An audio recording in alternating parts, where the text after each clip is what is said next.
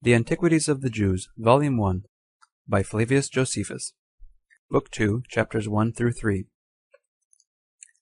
Book 2, containing the interval of 220 years, from the death of Isaac to the exodus out of Egypt. Chapter 1. How Esau and Jacob, Isaac's sons, divided their habitation, and Esau possessed Idumea, and Jacob Canaan. After the death of Isaac, his sons divided their habitations respectively, nor did they retain what they had before. But Esau departed from the city of Hebron, and left it to his brother, and dwelt in Seir, and ruled over Idumea. He called the country by that name from himself, for he was named Edom, which appellation he got on the following occasion. One day, returning from the toil of hunting very hungry, it was when he was a child in age, he lighted on his brother when he was getting ready lentil pottage for his dinner, which was of a very red color, on which account he the more earnestly longed for it, and desired him to give him some of it to eat. But he made advantage of his brother's hunger, and forced him to resign up to him his birthright, and he, being pinched with famine, resigned it up to him under an oath. Whence it came, that on account of the redness of this pottage, he was, in way of jest, by his contemporaries, called Edom, for the Hebrews call what is red Edom, and this was the name given to the country. But the Greeks gave it a more agreeable pronunciation, and named it Idumea. He became the father of 5 sons, of whom Jaus and Jalamus and Corius were by one wife, whose name was Alibama. But of the rest, Eliphaz was born to him by Ada, and Raguel by Basemeth. And these were the sons of Esau. Eliphaz had 5 legitimate sons, Theman, Omer, Cephas, Gotham, and Kenaz. For Amalek was not legitimate, but by a concubine. These dwelt in that part of Idumea which is called Gebalitis, and that denominated from Amalek, Amalekitis. For Idumea was a large country, and did then preserve the name of the whole, while in its several parts it kept the names of its peculiar inhabitants. Chapter 2. How Joseph, the youngest of Jacob's sons, was envied by his brethren, when certain dreams had foreshown his future happiness. It happened that Jacob came to so great happiness as rarely any other person had arrived at.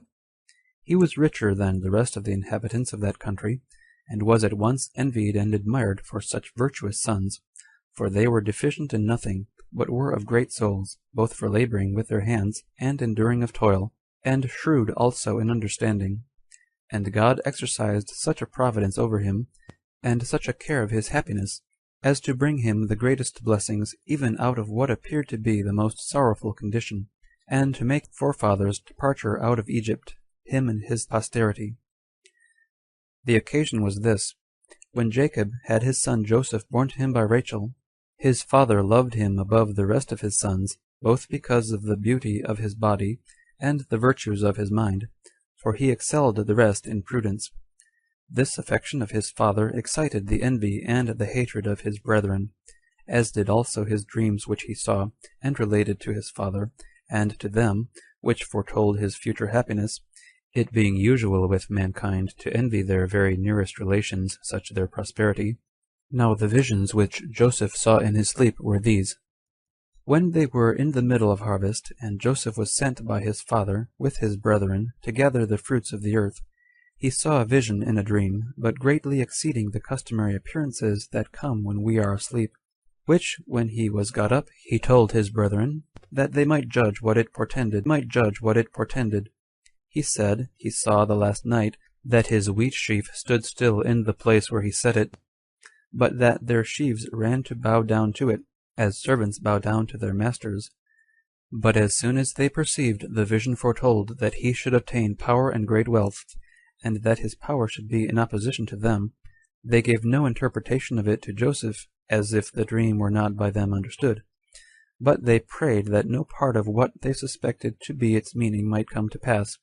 and they bare a still greater hatred to him on that account. But God, in opposition to their envy, sent a second vision to Joseph, which was much more wonderful than the former, for it seemed to him that the sun took with him the moon, and the rest of the stars, and came down to the earth, and bowed down to him. He told the vision to his father, and that, as suspecting nothing of ill will from his brethren, when they were there also, and desired him to interpret what it should signify. Now Jacob was pleased with the dream, for, considering the prediction in his mind, and shrewdly and wisely guessing at its meaning, he rejoiced at the great things thereby signified, because it declared the future happiness of his son, and that, by the blessing of God, the time would come when he should be honored, and thought worthy of worship by his parents and brethren, as guessing that the moon and sun were like his mother and father, the former as she that gave increase and nourishment to all things, and the latter he that gave form and other powers to them, and that the stars were like his brethren, since they were 11 in number, as were the stars that received their power from the sun and moon. And thus did Jacob make a judgment of this vision, and that a shrewd one also. But these interpretations caused very great grief to Joseph's brethren, and they were affected to him hereupon, as if he were a certain stranger, that was to those good things which were signified not as one that was a brother, with whom it was probable they should be joint partakers. And as they had been partners in the same parentage, so should they be of the same happiness.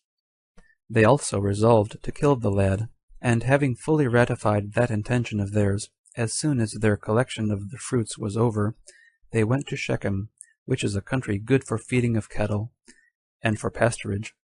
There they fed their flocks, without acquainting their father with their removal thither, whereupon he had melancholy suspicions about them, as being ignorant of his son's condition, and receiving no messenger from the flocks that could inform him of the true state they were in. So, because he was in great fear about them,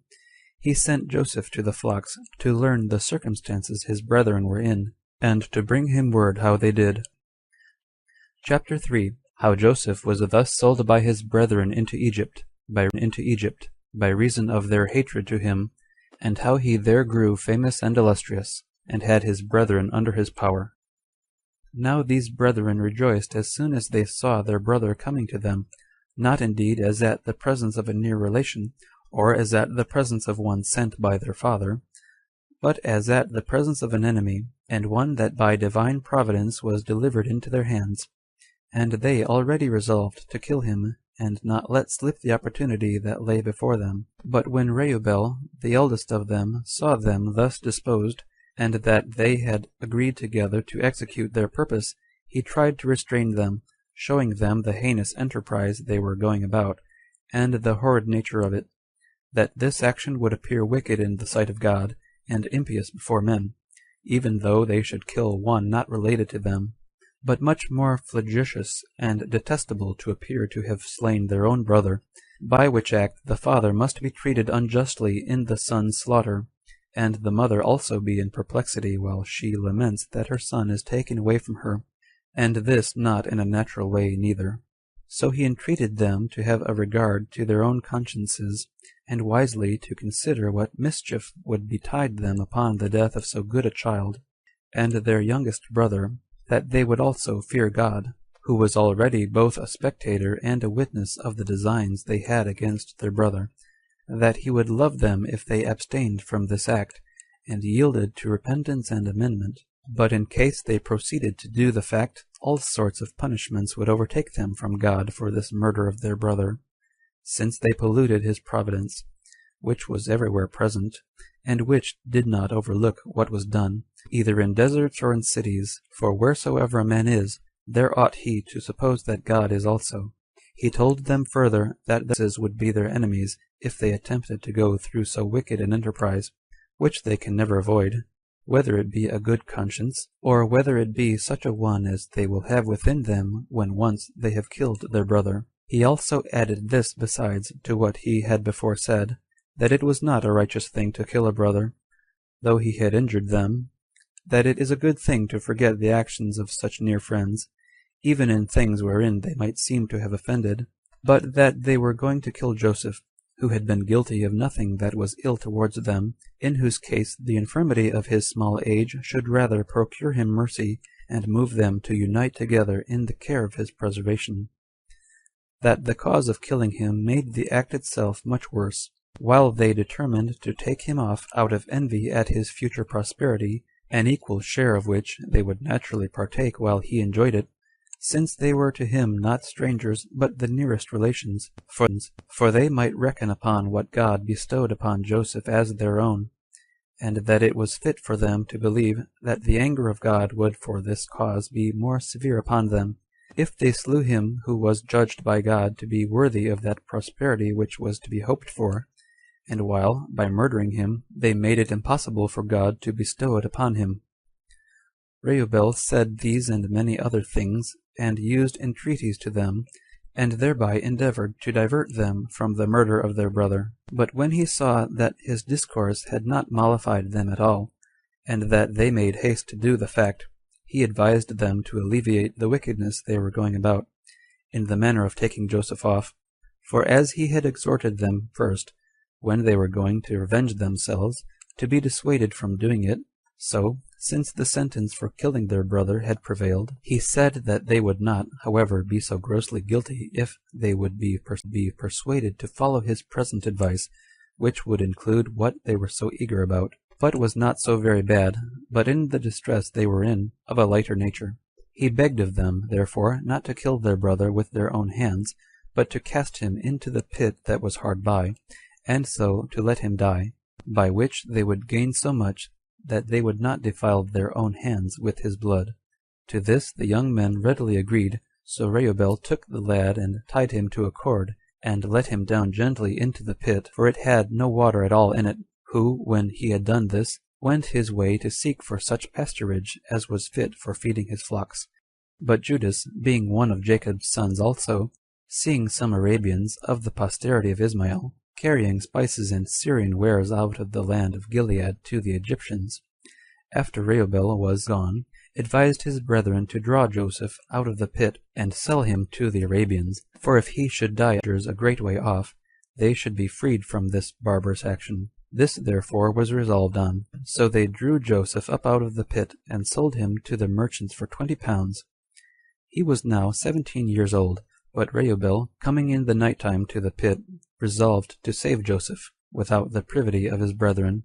And when, upon his calling to him, he made no answer, he was afraid that they had destroyed him after he was gone, of which he complained to his brethren. But when they had told him what they had done, Reubel left off his mourning. When Joseph's brethren had done thus to him, they considered what they should do to escape the suspicions of their father. Now they had taken away from Joseph the coat which he had on when he came to see them at the time they let him down into the pit. So they thought proper to tear that coat to pieces, and to dip it into goat's blood, and then to carry it and show it to their father, that he might believe he was destroyed by wild beasts. And when they had so done, they came to the old man, but this not till what had happened to his son had already come to his knowledge. Then they said that they had not seen Joseph, nor knew what mishap had befallen him, but that they had found his coat bloody and torn to pieces, whence they had a suspicion that he had fallen among wild beasts, and so perished, if that was the coat he had on when he came from home. Now Jacob had before some better hopes that his son was only made a captive, but now he laid aside that notion, and supposed that this coat was an evident argument that he was dead. For he well remembered that this was the coat he had on when he sent him to his brethren. So he hereafter lamented the lad as now dead, and as if he had been the father of no more than one, without taking any comfort in the rest. And so he was also affected with his misfortune before he met with Joseph's brethren, when he also conjectured that Joseph was destroyed by wild beasts.